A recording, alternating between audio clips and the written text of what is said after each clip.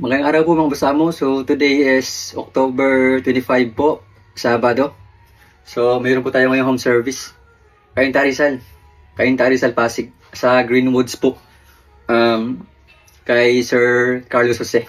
So actually yung sasakyan po ni Sir ay nasa isang pagawaan po siya ngayon. Pero medyo mataas po yung price daw po. Kaya nag-inquire po siya sa atin at nabigyan po natin siya ng quotation regarding po sa kanyang problema. At napaliwanag ko naman po yung presyo po namin regarding po sa racking pinion saka yung sa kailangan na po na EPS module. Okay? Ito pong racking pinion natin, brand new po ito. Pero yung EPS module po natin, surplus po.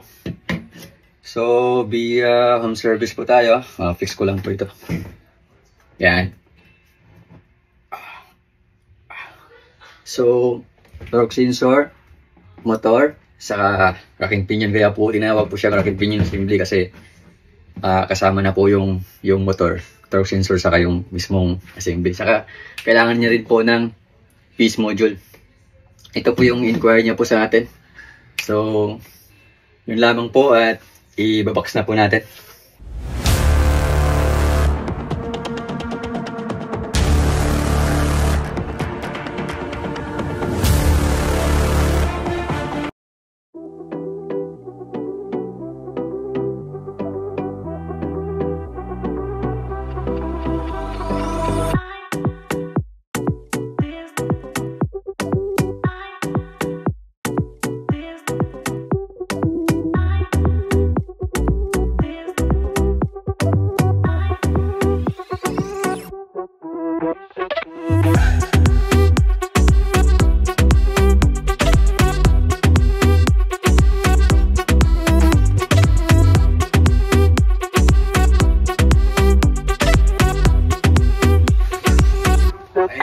Set